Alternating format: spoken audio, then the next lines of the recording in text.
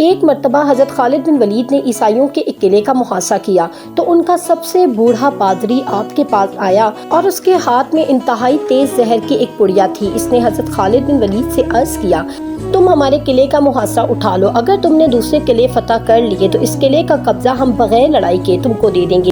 حضرت خالد بن ولید نے فرمایا کہ نہیں، ہم پہلے اس قلعے کو فتح کریں گے، بعد میں کسی دوسرے قلعے کا رخ کریں گے۔ یہ سن کر بوڑھا پادری بولا، اگر تم اس قلعے کا محاصرہ نہیں اٹھاؤ گے تو میں یہ زہر کھا کر خودکشی کر لوں گا اور میرا خون تمہاری گردن پر ہوگا۔ خالد بن ولید فرمانے لگے کہ یہ ناممکن ہے کہ تیری موت نہ آئی ہو اور تو مر جائے۔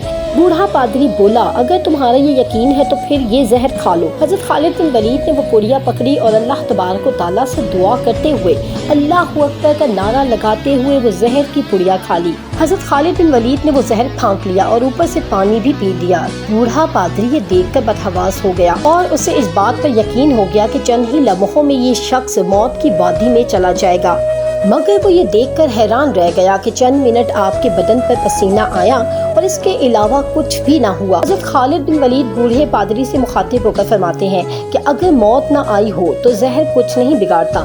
پادری کوئی جواب دیے بغیر اٹھ کر بھاگ نکلا اور قلعے میں جا کر کہنے لگا کہ اے لوگوں، میں ایک ایسی قوم سے مل کر آیا ہوں کہ خدا تعالیٰ کی قسم اسے مرنا نہیں، وہ صرف مارنے آئے ہیں۔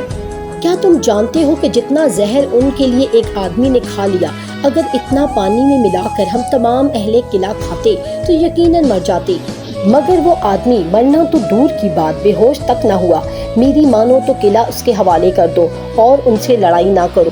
چنانچہ وہ قلعہ بغیر لڑائی کے صرف حضرت خالد بن ولید کی قوت ایمانی نے فتح کر لیا۔